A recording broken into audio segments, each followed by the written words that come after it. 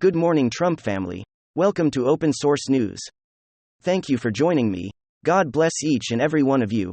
Let's just jump right in, folks. There's plenty of things to talk about. And it looks like the FBI was caught in another scandal, and another malfeasance as they continue to be exposed for the political partisan organization that they are as they continue to go after the Democrat Party's enemies. They continue to go after people like President Donald J. Trump, Steve Bannon, and other people that are close to the MAGA movement. They are on a mission in order to try to ensure that there is no more America First individuals that will be in government, because this organization is the brown shirt, the military arm of the administration, currently the regime, if you will. So let's go and dive into what we have here coming. It says huge breaking exclusive. FBI doctored the Mar-a-Lago photo edit their own docs to create a crime scene that didn't exist.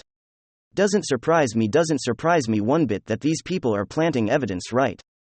The FBI created a fake crime scene, Mr. Largo, by adding their own documents to the scene and doctoring the photo of the scene. This is against the law. The DOJ responded in a lawsuit by President Trump asking the judge to review the FBI raid of his iconic property Mar-a-Lago. In the DOJ's response, DOJ included a document they claimed was taken at Mar-a-Lago. The photo was all over the news on Wednesday, August 31st, the day after it was provided to the court. The Independent made fun of the Time magazine cover on the right side of the photo, that the DOJ apparently wanted to include in the photo so they could show that President Trump is so vain. There was no need for this Time magazine piece into picture. The Daily Mail said Trump kept framed Trump or Time covers of enemies knocking to his window among a collection of classified files, including documents marked top secret and those based on human intelligence sprawled across Mar-a-Lago. This was a lie. The FBI created the crime scene, insert their own documents, and then Photoshop the documents. What a disgrace. We know that the FBI wanted to make this look like a crime scene. We noticed because at the bottom of the photo provided the court isn't number 2, indicating that this was a crime scene photo, as well as a type of tape measure across the bottom of the photo. The corrupt FBI threw the photos on the floor themselves. They staged this, we noticed, because the containers were right next door. The documents would have been placed on the table had the FBI wanted to take a picture of the documents showing them scattered across the floor as to show to indicate they found it this way. A lie. We will explain below. Also, the cabinets to the right of the documents, which likely where they were stored. They weren't stored on the floor. So here we are. See. Here's the documents to the FBI number to the FBI, and certain documents into the photo to the cover sheets in the above photo were red, yellow and brown were inserted by the FBI. They were the FBI cover sheets. We know this for various reasons, that Trump White House did not need these cover sheets in the documents they held, because they had their own cover sheets. If you look closely at the photo above the document, right above the two folded back, the papers are stapled together as they should be. If you look at the batch, you see they already has a cover sheet on the document. It says please store in, that's the real cover sheet. The red, yellow, brown cover sheets were inserted. If you look closely at the yellow cover sheets, they are paperclip to the documents. Documents would have been stapled. They are paperclip because they were inserted by the FBI. Also, the front cover sheet show sheet, and brown showing says the following wording: handling, storage, reproduction, and distribution of attached document must be in accordance with the applicable executive order, statutes, and agencies implementing regulations. This document was inserted at the FBI, inserting this to include that the agency implementing regulation, i.e. the DOJ, is involved in maintenance of these records, but not in the case. The president has the right to the documents that are his. They are his property, and inserted documents saying something different is simply not true. So in 3, the photo was altered or Photoshop after it was taken, i.e. the FBI was tampering with evidence throughout the picture. There are sections in white. It would be proper for the FBI to take pictures of the crime scene, and then add paper to cover up the classified info, and take photos of the cover up any classified information. However, we know these white sections are redactions to the photo. When we're looking at the picture above, you can see the white space added to the picture by the white outlines around the black boxes.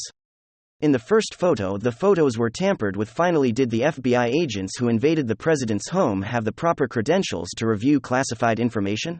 How about the agent who made the call to Photoshop the photo? How about the employees who photoshopped the photos? Were they properly credentialed? And we know that is a no, they weren't. They weren't. This is a witch hunt. This is a crime scene, but the FBI and DOJ that act like criminals, They created a false crime scene. They asserted dogs. They tampered with evidence, just like I said they would. So that's what we have here coming on the FBI, tampering evidence, planting evidence, and doing whatever they can to make sure they can arrest President Donald J. Trump. That is their goal. And then, we're talking about Joe Biden's ominous anti-MAGA speech, his address to the nation. Very simply put, folks, this was the worst, most divisive, most bizarre speech given by any president ever. He continues to label the other side as fascist, and then acts like a total demagogue, Joe Biden. And of course, it's not really Joe Biden. Joe Biden's handlers, the Democrat establishment, have decided that they are officially going to adopt a platform or a messaging campaign of absolute bigotry and intolerance. So like I always say, folks, the whole irony, the whole hypocrisy here, everything that they blamed Donald Trump for, everything, or at least all the bad stuff that they associated with Donald Trump, they themselves are, of course, much more guilty. So I won't be able to say all the things that I want to say. The man Joe Biden is not just a bad president, Joe Biden is just a bad person. And that is the nicest way to put it. We've got to talk about Joe Biden's disastrous, frankly, disgusting address to the nation. We've got some stuff to get into. Alright folks, so Joe Biden, the great unifier, he has decided to become a demagogue. The definition of a demagogue, a political leader who seeks support by appealing to the desires and prejudices of ordinary people rather than using rational argument. And that is exactly what Joe is doing. He's appealing to the prejudice and the partisan desire of far-left Democrat voters. Joe Biden has gone a full-on MSNBC. That's the new strategy coming out of the Democrat Party to demonize and attack an entire segment of the population as enemies of the state. Of course, we've been covering this Democrat descent into madness over the last couple of weeks. It's been a clear political strategy shift. But on Wednesday night was probably the most despicable display. Everyone listen to this, Biden said. Too much of what's happening in our country today is not normal. Donald Trump and the macro Republicans represented an extremism that threatens the very foundations of our republic. Not every Republican embraces their extreme ideology. I know, because I've been able to work with these mainstream Republicans. But there's no question that the Republican Party today is dominated, driven and intimidated by Donald Trump and the MAGA Republicans. And that is a threat to this country. MAGA Republicans do not respect the Constitution. They did not believe in the rule of law. They did not recognize the will of the people. They promote authoritarian leaders, and they fan the flames of political violence that are a threat to our personal rights, to the pursuit of justice, to the rule of law, to the very soul of this country. This time, they're determined to succeed in thwarting the will of the people. That's why respect and concerned conservatives, like Federal Circuit Court Judge Michael Ledoux, has called Trump and the extreme MAGA Republicans, quote, a clear and present danger to our democracy. Far more Americans, from every background and belief, who reject extreme MAGA ideology than those that accept it. We can't be pro-X, pro-insurrectionist and pro-American are incompatible. We can't allow violence to be normalized in this country. It's wrong. MAGA Republicans-looking Americans seek carnage and darkness and despair. They spread fear and lies. Lies toll for profit and power. American manufacturers come alive across the heartland. And the future will be made in America. No matter what the white supremacists and extremists say. Okay, this is Joe Biden, the great unifier. This is Uncle Joe, who's supposed to be a president for every American, regardless of political side. And probably the craziest part is the basic contradiction. I mean, Joe Biden is attacking Donald Trump and Trump supporters as essentially being enemies to democracy in the state while simultaneously pushing a unifying message. I mean, this guy is a real jerk. And again, I wish I could use much harsher language. He stands there and paints this evil, grim picture of his political opponents pushing this very negative partisan messaging. It's frankly despicable. You know, they attacked Donald Trump for this kind of stuff. They labeled Donald Trump as a negative, bigoted partisan running on a negative campaign message, but it couldn't be further from the truth. Once again, it's total projection. The entire ethos of Donald Trump's campaign and presidency was to make America great again, to strive for greatness. It was a positive moving forward message, you know, the same kind of stuff that Donald Trump continues to release on his social media platforms. Everyone listen to this. President Trump said, "Soon we will have greatness again. And his hard-working patriots like you who built this country, and his hard-working patriots like you who are going to save our country. There is no mountain we cannot climb. There is no summit we cannot reach. There is no challenge we cannot be. There is no victory we cannot have. We will not bend, we will not break. We will not yield ever, ever, ever. We will never give in, we will never give up, and we will never ever back down. We will never let you down as long as we are confident and you know, the tyrants we're fighting do not stand even a little chance. Because we are Americans and Americans kneel to God and God alone. And it is time to start talking about greatness for our country. Okay, but they accused Donald Trump of being hyper-negative and divisive. And meanwhile, this guy, the rallying behind him, they're calling him Dark Brandon, he's pushing the most divisive, darkest political messaging that we have ever seen from any president ever. Not to mention speeches like this shouldn't even be political. It's an address to the nation. You know, there's a whole lot of things to talk about.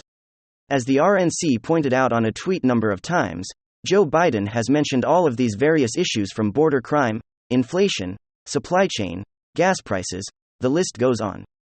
He mentioned those topics 0 times 0. Those are the top issues that Americans are facing right now. But instead of being a president and focusing on things that matter, he chose to play negative partisan politics, and not just partisan politics, but demonization once again for years of leftist comparing Donald Trump to the 1940s German leader, the man who shall not be named, basically like Voldemort. But again, I think it's projection. That comparison lines up a whole lot more with Joe Biden right now than it ever did with Donald Trump. Joe Biden is using his power as the President of the United States to demonize an entire segment of Americans. That is disgusting. He's weaponizing the Oval Office to create anger in the nation targeted towards a particular segment of the population, as calling them fascist and claiming that they're a threat with a very evil blood red backdrop. I'm telling you, left-wing politics is slowly devolving into authoritarianism. It's actually the same kind of rhetoric and the same kind of thing that we saw from Justin Trudeau, except the imagery is much worse. Who thought that this was a good idea? He looks like an angry, vicious old man standing in front of a blood-red backdrop with 2 Marines at his shoulder the day after his subtle veiled threat of using F-15s against Americans who support the Second Amendment. He's feeding into the left-wing crazies. That is exactly what he's doing. He's trying to rile up the angry left-wing mob, because clearly nothing else has been working, because clearly he doesn't have a track record or actual job performance to run on. And so he's being a bigot. He's being a demagogue. It's absolutely reprehensible. This is Hillary Clinton's deplorable moment on crack on Hunter Biden crack, and it just brings me back to that same point. The same point that I've been making forever. Actually, I'm gonna use this meme right over here to make that point. MAGA only want one thing, and it's disgusting. Of course, the "it's disgusting" part of sarcasm. It's from a specific internet meme. But look at the imagery. This is what MAGA represents.